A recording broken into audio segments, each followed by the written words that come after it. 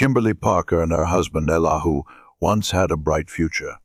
They were deeply in love, and the dreams ahead seemed endless. But then on a fateful day, Ellahu disappeared. He didn't show up for work. No one saw him. His phone was silent, not a single trace. The police got involved. Theories were raised. Had he left on his own? Was he kidnapped? Had he met with a mysterious accident? As clues slowly emerged, the question was no longer just where is Ellahu, but also what role did Kimberly play in all of this? Louisville, Texas, July 31, 2000. Sergeant Greg Striblin arrived at the Louisville recruitment station at 7:30 a.m., just like any other day. But this morning, something felt off. One of his young Marines, Ellahu Parker, who was always punctual, had yet to show up. At first, it seemed like it could be just a minor delay, but as time passed with no news from Ellahu, worry began to build. Calls went unanswered. Messages were ignored. Ellahu's superiors and colleagues started feeling uneasy.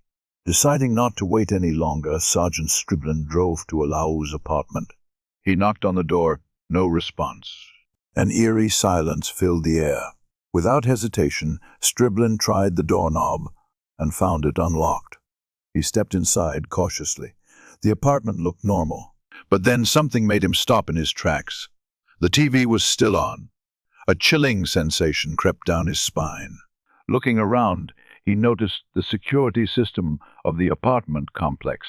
The uneasy feeling in his gut grew stronger.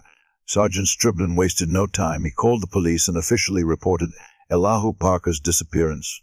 But when the police reached out to Kimberly Parker, Ellahu's wife, her reaction left everyone stunned. She did not seem worried about her missing husband. The only thing Kimberly cared about was not where Ellahu was, but where his car had gone. Born in 1977, Kimberly Hawkins grew up in a peaceful childhood in San Diego. She was a hard-working, sociable girl with good academic performance. When she graduated from high school, a promising future seemed to await her. On a fateful day at Disney World, during a double date, Kimberly met Ellahu Parker, a young man who had just finished high school. They were quickly drawn to each other, sharing joyful moments that seemed like something out of a romantic story. But there was an obstacle. Ellahu had just joined the Marine Corps and was about to be deployed overseas. A year later, while stationed in the Pacific, Ellahu had not forgotten Kimberly. He was captivated by her intelligence and independence.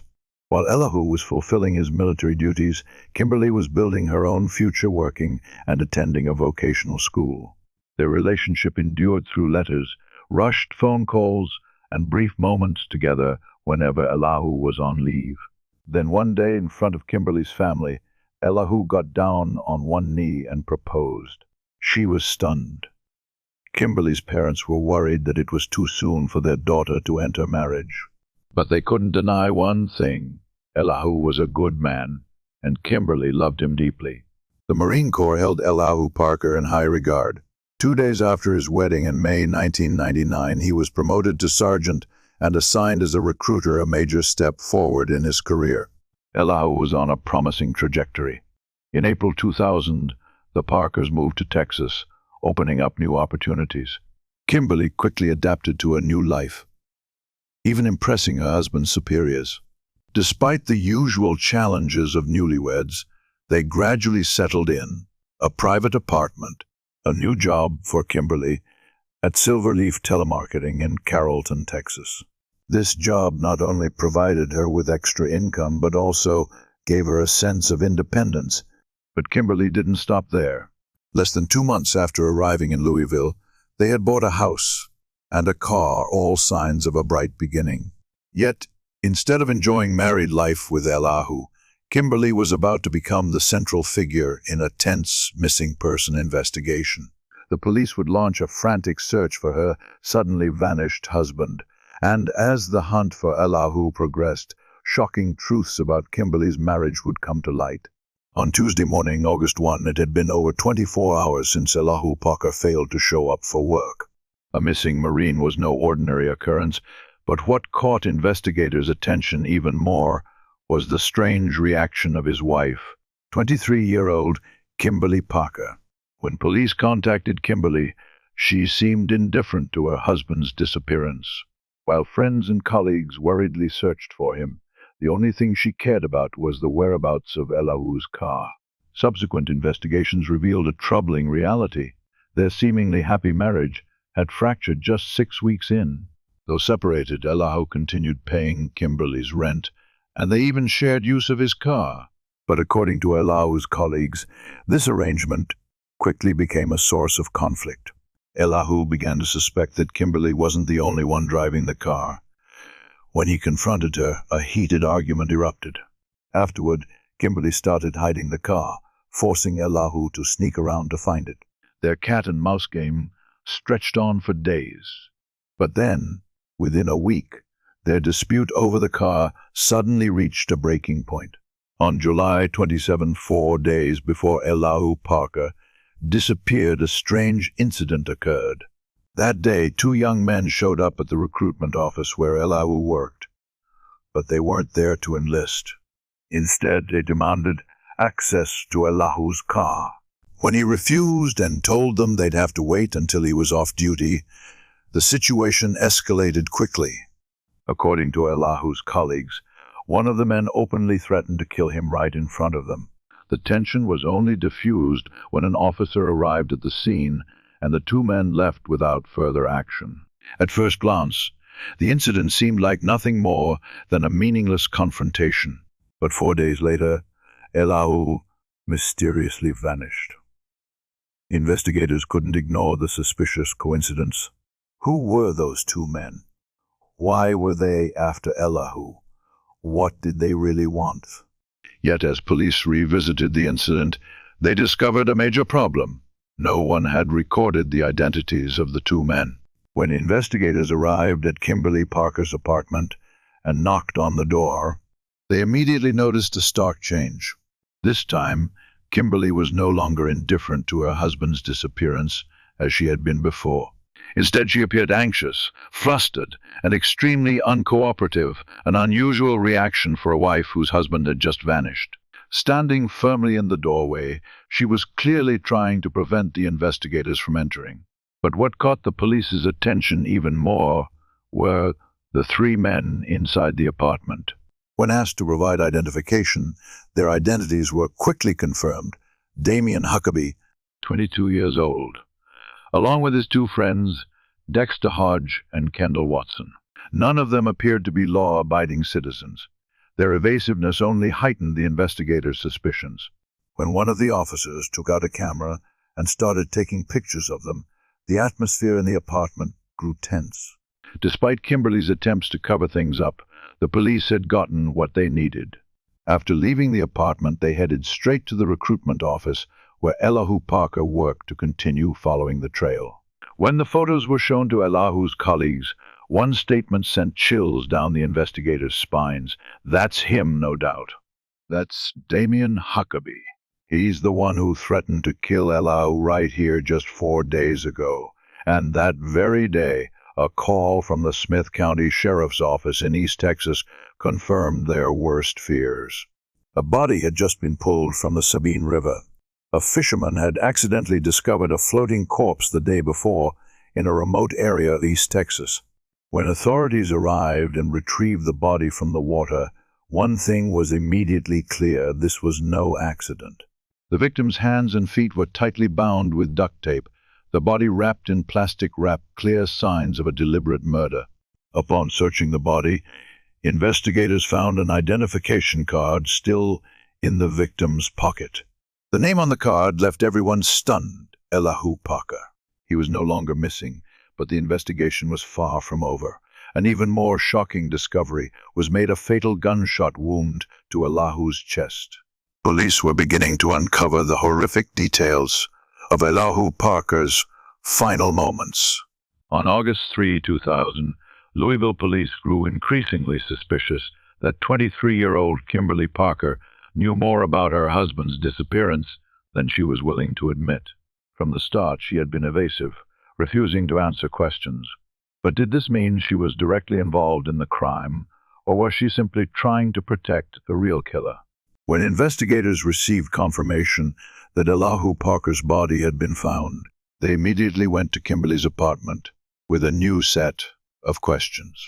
Right there, they told her the truth. Her husband was dead. Kimberly was shocked, her reaction unexpected. But was it genuine emotion, or just a well-rehearsed act? After calming down, Kimberly was asked to come to the police station for further questioning. But she wasn't the only one being summoned. 3 other men suspected of involvement in the case were also taken in for interrogation. Damien Huckabee, 22, along with his 2 friends, Dexter Hodge and Kendall Watson. Notably, Damien was no stranger to the case. Just 4 days before Ellahu vanished, he had a tense confrontation with him at the recruitment office and even threatened to kill him in front of multiple witnesses. At the police station, Kimberly finally admitted that she knew Damien Huckabee through her job at the telemarketing company. They weren't just co-workers. Damien and Kimberly had grown close. In fact, they had even been romantically involved during the period when Kimberly and Ellahu were briefly separated. However, despite admitting to this, Kimberly insisted that their relationship had nothing to do with Ellahu's disappearance or death. But was her word trustworthy? Or was this just a clever cover for a far darker conspiracy? On July 30, according to Kimberly, she spent the entire evening with Damien Huckabee and his group of friends because Ellahu was absent. She claimed that they went to see a movie at Grapevine Mills Mall while Ellahu was not there. When the police interrogated Damien, Dexter, and Kendall, all 3 provided a similar story. They had gone to a shopping mall. However, there was a major flaw in their statements. They could not agree on which shopping mall they had actually visited.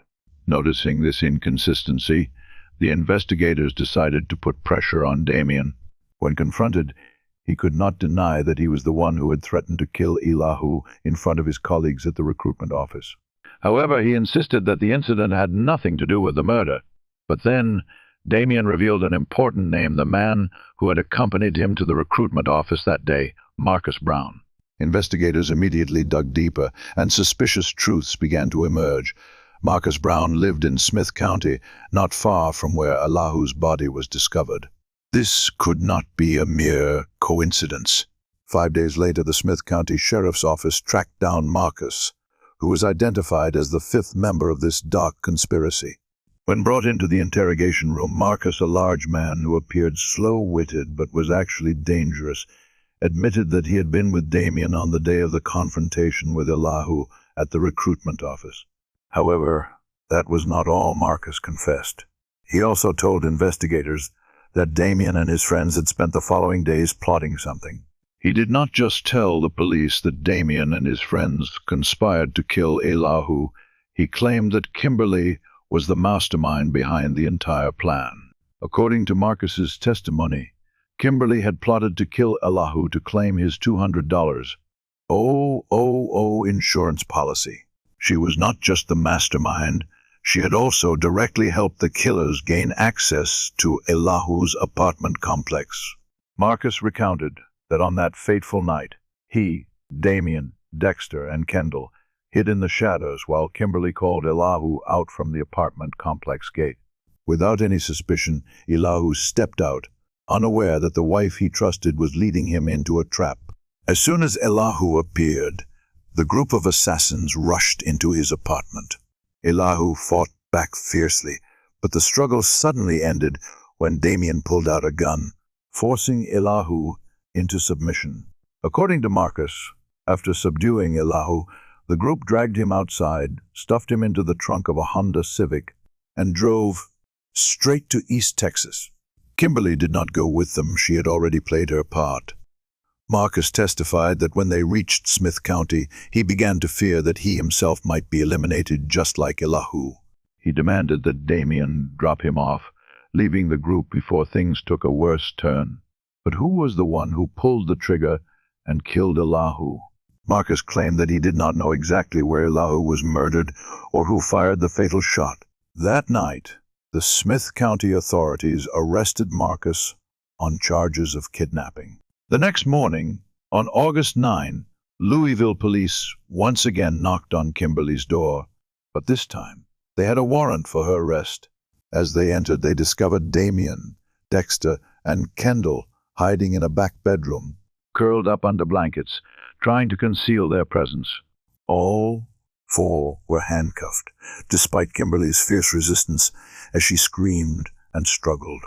In the interrogation room, Kimberly remained silent, refusing to cooperate and demanding a lawyer. But Kendall and Dexter were different. When investigators revealed that Marcus Brown had confessed to everything, the two quickly started talking. Both confirmed Marcus's testimony. Kimberly was the first to propose killing Ellahu.